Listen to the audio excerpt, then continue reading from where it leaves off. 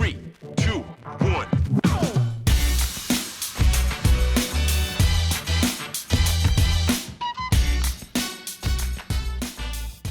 Apparently, so we've got this strategy. The whole reason Potter came in was apparently we wanted to play better football. And let's be honest, anybody who sits here and says Potter plays shit football, we weren't saying that a year ago. Everyone fucking loved how Brighton played football. It was fucking hipster and everyone did. So, you can see once he gets going, there's something there. Whether or not he'll get the opportunity or, if he can get that at Chelsea, then that'll be pretty good. I'll be quite happy with that. So I'll have to see. But, there are signs we've got to make. The one problem I have is the strategy we've got. And I think this might be why Todd Boehly stepped down, because this sounds like something he would do. When he went to Benfica for Enzo Fernandez and goes, yeah, you'll pay your release clause, and then turned his head a bit. So Enzo Fernandez is going to training, he's going to Argentina and having a fucking great time. So he's falling out with everyone at Benfica. And then we've gone, he doesn't want a bit, we'll just give you 85 million and we're done with it. And then Benfica have obviously, who had already said we're not moving apart from the release clause, are going, well, no, fuck off, because we'll get the release clause off of Man United, Man City, or for fucking anybody. Why do you think we'll do that? And we fucked ourselves. We shot ourselves in the foot. So, I think this transfer strategy we're doing, right? So we're looking at Turan. That makes me ask you, yeah. Do you actually have a strategy, or do you have a vague idea of what you want to do? Because strategy is very specific. There's nothing specific about what Chelsea are doing. Exactly. So that's why I'm going. Okay, that's why I'm saying because when you speak to have an outline, you speak to Brighton about Graham Potter, and I was like, I was speaking to my mate, and I was like, I don't get how we're playing. I don't understand it.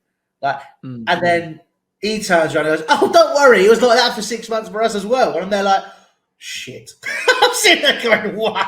If you're doing that and you're trying to, I'd love to be a fly on a wall in a conversation between Graham Potter, his scouting director, and the technical director, and then them going, so this is what I want, so we can do this and understand this. Because I think there is a strategy in place. I just don't think anybody can understand it because no one has a fucking clue how he played. And it was also he's still trying to figure that out. So I for me, if it was me, okay, Louis Beneventi, technical director extraordinaire, I'd be looking at that and I'd go, right, Enzo Fernandez, clearly a fantastic player, great going forward, good defensively, very progressive, someone who everyone's looking at right now. If we don't get him, somebody else will, who's going to do very well. Let's spend the money. I go, cool. That's January sorted. You're then looking at this 15 million for Marcus Thuram. I wouldn't go for him personally. I'd go for Mehdi Taremi. I think Taremi's been a fantastic centre forward over the past few years. He's got the numbers. And if people turn around and say, but he's at Porto, doesn't matter. He's got the numbers. Because people can't use the numbers for one person of somebody else because they've got a fucking fancy name and play for Juventus. So that's the situation we're in there. You'd also be looking at fixing defensive backline. This is what I mean. There is so much work that needs to be done. I could not tell you how to do this simply. Simply. Nobody has a fucking clue. So it's like we said again. I said this in the summer when we were signing all these players. I was like, okay, on paper that looks good. Like Koulibaly, I think 99% of people thought he'd come to the Premier League and be all right. I didn't, because I thought he would have been. You spoke 3 years ago. 3 years ago, Louis, when we were linked with Harry Maguire, that's when he should have come. Do you know what I mean? Not now. Do you know what I mean? Because we all know that it's not his real age on the passport, Louis. Do you know what I mean? We know that, bro. But we know that though. We're all adults here. We can have this conversation. Do you know what I mean? We saw what happened with Samuel Eto'o and them man there, bro. Listen, Koulibaly is not 31 years old. He's not. We know that. Koulibaly, bruv, his knees are worse than mine. I've had 3 surgeries. You know, like that. Koulibaly's at least 39. So it's one of them ones where it was a bad idea. Okay. It's a bad idea. It was, but you know, it's where we are now. So this Badashile guy as well has clearly come in to replace him. Yeah. It's nutty that Humphreys, who's one of our academy players, played at centre back last night, actually played better than him. So you know, we've got a lot of work that needs to be done. Again, right back. Apparently, we're looking at Matty Cash. Not terrible for a backup, but not amazing. Hopefully, it's not going to be some ridiculous financial fee. It's gonna get it, bruv. You're paying at least 35 million for cash, mate. That's the equivalent of 15 about 10 years ago. So but 35 million for someone called Matty Cash is long, bruv. I'll be honest. Yeah, well, it sounds like some country singer or something, bro. It's weird, bro. I'll be honest. I spoke to Vizza. So there's the Burnley guy who lives in Poland now. He sent me. He sent over there. Matty Cash has been doing like Christmas adverts, and he showed me one. It's the funniest thing I've ever seen. Because he doesn't speak Polish. He only played for Poland because he couldn't get in the England team. Yeah, of course. Polish. But you know what? He played in the World Cup, innit? Like, so you're right. I mean, I'd personally I'd love to see Walker Peters. So me and Goonie were talking about this. I think Walker Peters would be a great option because he's like all right back. And he knows he's a squad player. I was having this conversation with one of my mates today, which will lead into the question that I was asked about today, because he's an Arsenal fan. I bumped into him at the gym, a guy I used to play with in Sweden. And I bumped into him when he was on the way out and I was on the way in, and we spoke about football and how it's changed with like role players, because he asked me about Weghorst, and I said, I'm happy to get him at the club because one, the manager wants him, and two, he's a genuine plan B. Do you know what I mean? A lot of teams don't have that. Back in the day, Man United had Sheringham, Solskjaer, York and Cole, 4 completely different strikers, 4 completely different options. Teddy Sheringham would drop deep in the hole, link the play. Ole Gunnar Solskjaer was an absolute just scavenger in the box. Andy Cole could do little give and goals. Do you know what I mean? He wasn't just a predator in the box. And Dwight York was a link man, bro. Dwight York could finish in the box, but Dwight York again was more of a link man, more than an out-and-out number 9 poacher. So we had 4 different players. And that's why York and Cole complemented each other, because they were very different. Cole and Sheringham complemented each other because they were very different. Do you know what I mean? There were sometimes Ole Gunnar Solskjaer played on the right wing. Like, we had 4 different strikers. Now, every team's got their one striker, and then the second striker, plays exactly the same, but is a lot shitter. You know what I mean? So, this is it. You got Gabriel Jesus and Nketiah. Nketiah is nowhere near Gabriel Jesus.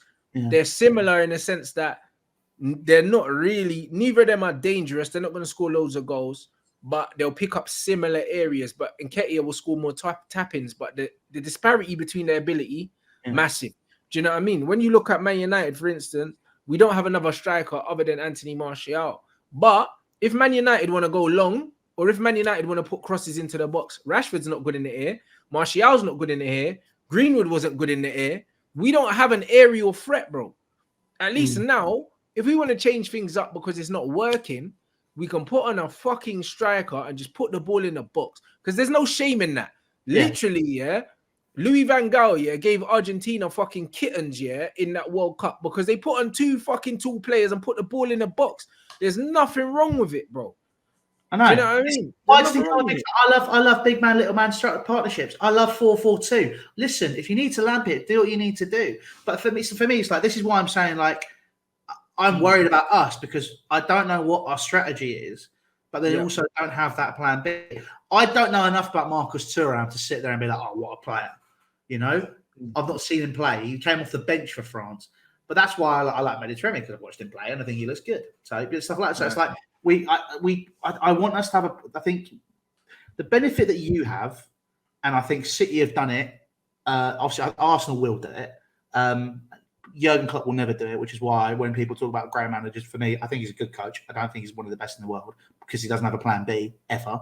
And his plan B is, I'm going to moan to the press about something which I can't control. I think that you're now further enough along in your strategy that you can do that. But that's because our manager literally bought players he knew could play his system. So it's completely cut down the time in which Man United have needed to transition because he literally bought players that he knew would work. It's not a guessing game. It's not a bedding in situation. The guy literally bought players that are fit for purpose. Whereas Chelsea are buying loads of players, but we don't know how they're going to fit in Potter's system. We don't know what Potter's system is. Is he going to persist with 3 at the back, or is it a 4 at the back? Is he buying that? 4 recently. We're playing like a 4-3-3. I understand, but at Brighton he never played that. So he's come in and he's implementing a philosophy that he's not used to implementing recently to accommodate the players that he's got. But is he really comfortable coaching that?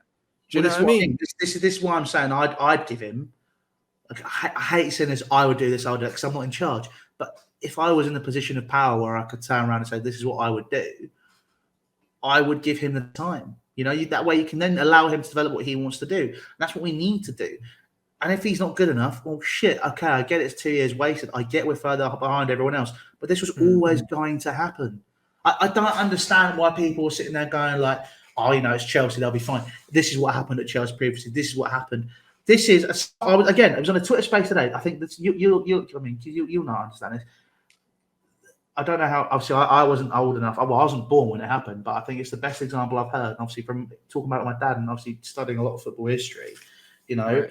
This is the biggest rebuild Chelsea have had since Glenn Hoddle. Absolutely, absolutely, because you fucked up and you didn't replace your key components whilst you were still successful. Exactly. So, and then for people that don't know, Glenn Hoddle came as Chelsea. We turned us from like a team which would just lump it. So I think the best example my dad gave me was we signed Dan Petrescu, right? And instead of just lumping it, keeper played out from the back long, but Dan Petrescu brought it down and passed it. I know that fucking sounds ridiculous, but it's stuff like we had that, but then we also brought in the likes of Ruud Gullit, Gianluca Vialli, Gianfranco Zola, Roberto Di Matteo, Marcel Desailly, like all these players of quality, which started this process, which then turned us into a club that was competing for top four, which then Roman Abramovich brought in and then continued this process. The problem is with that process stopped and reached its max potential and deficit in the summer of 2014. Yeah. So then now we've gone after that, we absolutely fucked it with our strategy.